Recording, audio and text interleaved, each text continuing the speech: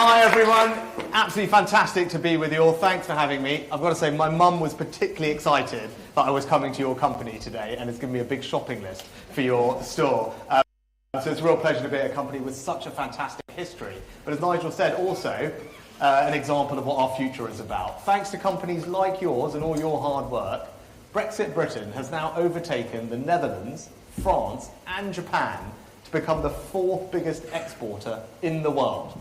That is thanks to the work of all of you and businesses like yours. So massive thank you for you for that. Also great to be here with Nigel, who's been a great MP for you. He stands up for you in Parliament very strongly. He's been making sure that we protect all the agricultural spaces in your area to produce more food, getting more money into the education and the school system here, and crucially securing the future of the Alston plant. So if you just join me in saying a massive thank you to Nigel for everything that he's been doing.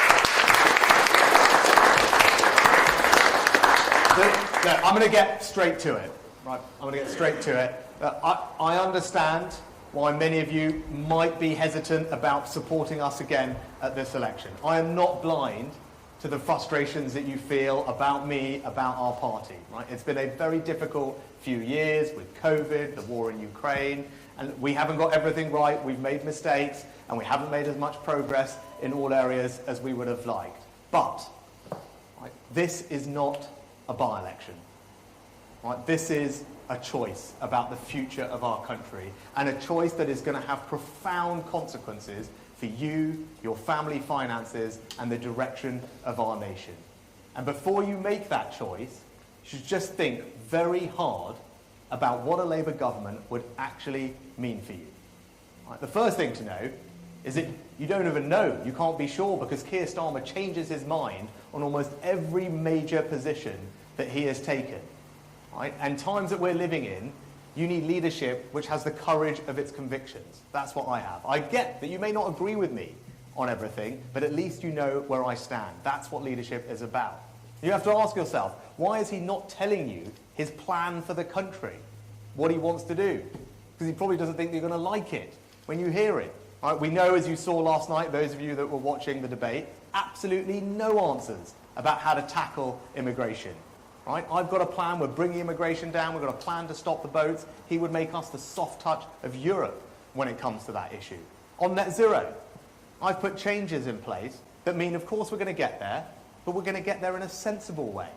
Right? That means that all of you are not going to have to pay thousands of pounds to change your car, your home, your boiler, because I think your finances and our country's energy security is important.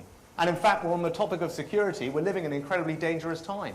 Russia, China, Iran, North Korea, working together in a way that is very threatening to us. That's why I'm investing more in our defence and security. Again, he's not said that he would match that pledge, which is deeply worrying. And perhaps most worrying for all of you is the fact that he is going to whack up your taxes. And you saw that again last night. He simply won't rule out raising your taxes. That's what Labour always do. It's in their DNA. And I don't want you to have to pay more taxes. And that's why, when you think about your choice of this election, do not hand Labour that blank cheque, because you will not be able to get it back. So when you go to that ballot box in a week's time, vote for lower taxes. That's what I want to deliver for all of you. Right? I want to give you more financial security, and we've started that. This year, everyone in work, all of you, receiving tax cuts worth hundreds of pounds in your pay slips this year. And if I'm re-elected, we will go further. We will continue to cut national insurance, because I believe in a country where people like you who are working hard are rewarded for that, and you get to keep more of your hard-earned money. That's why we're going to keep cutting your taxes. And for those of you that want to buy your first home, or have children or grandchildren that want to buy their first home, I want to make that easier. So we're going to abolish stamp duty for first-time buyers, saving them thousands of pounds. And for pensioners, we're going to introduce the Triple Lock Plus, raising the allowance for pensioners, because I believe that if you've worked hard all your life, if you've saved, you should have security and dignity in retirement. Now, Labour haven't matched that pledge, which means that for the first time in our country's history, pensioners face paying a retirement tax, and they are going to come and raid people's pensions, as they always do. So be in no doubt, a vote for the Conservatives is a vote for lower taxes. And I'll just close by saying this, right? I love this country for everything that it has done for me and my family. My grandparents came here. Here I am as your Prime Minister 2 generations later. That's why I will work my socks off for all of you. I'm in this to make a difference to all of your lives. You saw me do that during the pandemic when I was Chancellor, when we were struck with something we hadn't seen before, and I did what was necessary to get our country through. That's who I am as a person. Right? And I'm the one that's prepared to take the bold action, that's got a clear plan to deliver a secure future for all of you, to cut your taxes and give you financial security, that shares your values of opportunity, of aspiration, of security for our nation. And I will always stand up for you. So if I have the privilege of getting your support again, I tell you this, I will not let you down. Thanks very much for having me.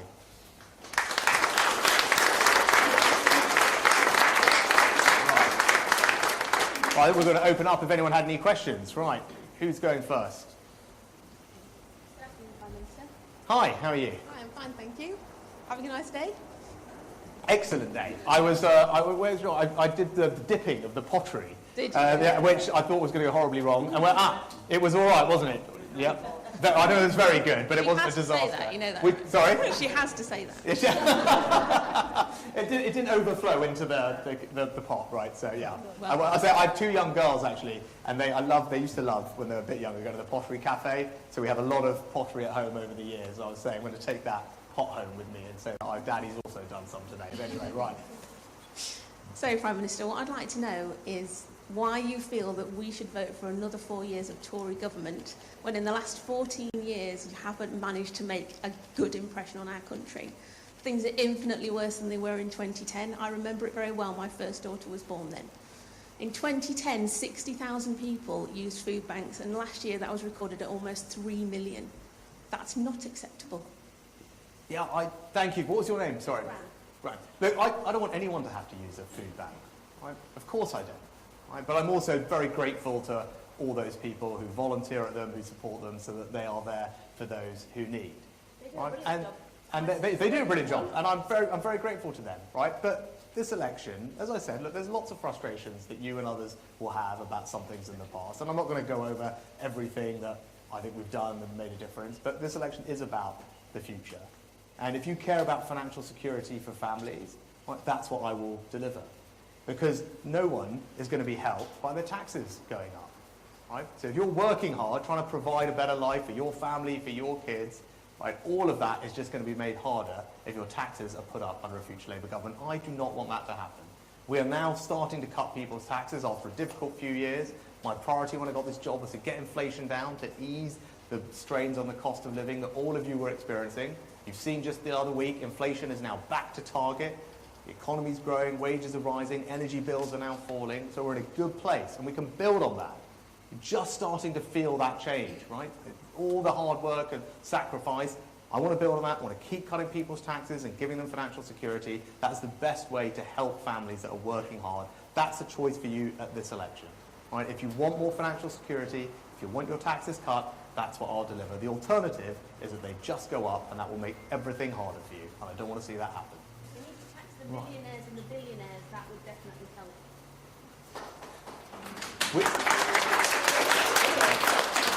We're actually, the proportion of tax paid by the richest people in income tax is higher today than it was in 2010. So that should, there we go. So that is already happening, right? And I want to keep cutting taxes for everyone who's working hard. That's the choice at the election. I don't want Labour to put up taxes for people like you. Right, there was someone had a question over here, I think. Yeah, yes. How will you support British manufacturing to help increase in costs in minimum wage, energy and materials? Yeah. So I was talking right at the beginning about businesses like yours doing a great job. And we need more of that. So the thing that we've done, I talked about tax cuts. One of the tax cuts that we've delivered in autumn was exactly for businesses like yours. And it was a tax cut on businesses that are investing, that are making things. And it was a massive tax cut. So when a business like yours wants to expand, invest in machinery, plant, grow, all manufacturing businesses, we've said when you make that investment, you can just write it off against your taxes. It's a very generous way to do it. No other big country in the world has been able to do it in the way we have. And it's what hundreds, literally hundreds of our leading businesses, CEOs, all said was the single most transformational thing we could do to drive growth and investment in our country. right? And actually it's starting to work. Because I introduced a version of it when I was Chancellor, so we've got a couple of years, and since that time, we've seen investment from businesses into our country go up at one of the fastest rates we've seen in a very long time. And we've also seen, as I said, our export performance is really booming. Companies like yours selling great British products all around the world, taking advantage of our Brexit freedoms to sign new trade deals, particularly with countries in Asia, fast-growing part of the world. I know you guys do a lot of business in South Korea. So we're going to build on that progress. And when it comes to energy, which you touched on, yeah, I don't want to pursue an ideological approach to net zero, because that's not good for your family bills, for companies' bills, and for our energy security. So look, the Labour Party are very clear. They want to ban energy coming from the North Sea, even though we're going to need that energy for decades. I don't think that's right. I think it's ideological. I think we need the energy. We might as well get it from here at home, because it gives us energy security. It supports jobs, particularly in Scotland, but across the entire country. And I don't want to do things that add to anyone's bills, whether it's yours or whether it's businesses. Right? That's why I changed our policy a year or so ago. And I said, look, we're going to get there to net zero, do it in a sensible way. And that means I don't want to force you to change your car years before any other country is doing that. I don't want to force you to rip out your boiler at the cost of 10 grand for a typical terrace house. I don't want to force you to convert your home at a cost of 8 grand for a typical semi-detached, right? I don't think we need to do those things. I don't think it's fair to ask you to do all those things and the cost that it will be on businesses as well. So, look, that's my approach. Labour oppose all of those things. If Keir Starmer's your Prime Minister, they're going to reverse all of those changes. Businesses are going to pay more. You're all going to pay more. And we're going to have less energy security. And it's a very clear choice for you at this election. Right, next. So there's someone at the back, I thought. Was there? No? Oh. Just a question on me. Thank you. It's just a personal question on some of the government bodies, and particularly HMRC, which ever since COVID seems to be non-functioning. Just whether there's a plan to try and get some of these government bodies back into an effective situation. Yeah. Look, I want government to work better for all of you. Right, and I think there's a lot more we can do, actually, to drive efficiency and productivity in government. We all want fantastic public services, but we also want to make sure that we keep the taxes low. And that's why, I'll give you a bit of a techie thing, because you know I like numbers. If you look at the productivity of the public sector overall, right, if we can just recover where it used to be before the pandemic, that would save us £20 billion. £20 billion. Right? In your business, and I know when we were talking, every year, you collectively, as a team, all of you working hard together, get more productive. Right? Because that's the world that you're in. You have to compete. You want to keep your jobs. You want to be paid well. You want to keep growing the company.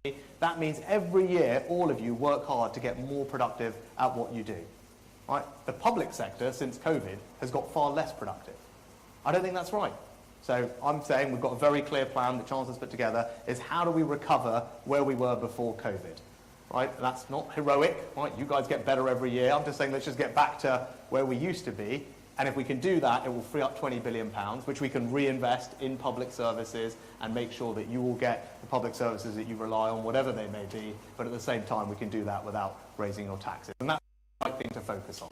Right? I'm not just going to endlessly throw money at something when people actually can find a better, more efficient way to do things. You're an example of how to do that. So are many other businesses. And I think the public sector should just be exactly the same and held to the same standards. Right, have we got time for one more? Yes, sir. How do you think you're going to fix the NHS? Yes. Right. So look, what you should know about me, I come from an NHS family. Well, my dad was a GP, my mum was a pharmacist. I was raised surrounded by people who dedicated their lives to helping their patients. I worked for my mum for many years growing up. I saw firsthand how important it was, and that's how I think about the NHS, first and foremost. And that's why today we're putting in record amount of funding into it, more doctors and nurses, and trialling new technologies, which mean you can get care quicker. A couple of examples being community diagnostic centres. So you can get your checks, tests and scans much quicker in your community rather than have to go to a hospital and wait. Or indeed going to your pharmacist. If you or your kids have a sore throat, an ear infection, sinusitis, now, because of the changes we made, you don't have to wait to see your GP. Just go straight to your pharmacist, get the medicines you need. Right? So those things will all help make a difference. But the most important thing for you to know is that I'm someone who you can trust with the NHS because of my background. Right? It will be safe in my hands, and I want to make sure you have the peace of mind that it is always there when you need it.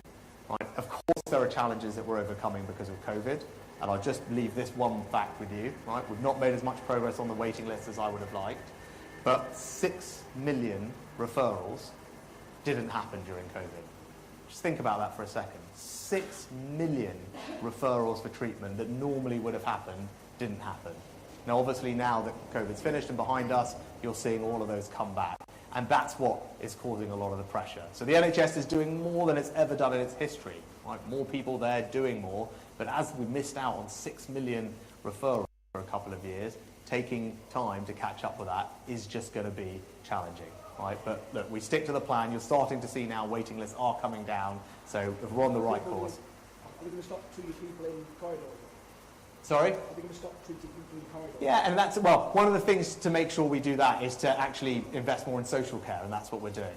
Because if you have a good join-up between the social care sector and the NHS, it means people can get back to their homes, back to their communities much quicker, which is better for them and actually what people would prefer to do. So what we're doing is setting up what are called discharge hubs in all hospitals around the country, investing more in social care, joining them up so that actually beds are not blocked in hospitals and we can get people back home. And you're seeing that start to work now. We've freed up something like 500 beds a day. Again, we're not there yet. I totally accept the challenges, but that's how we solve that problem. And we're putting the money in and getting people to work together so that over time we'll free up even more beds.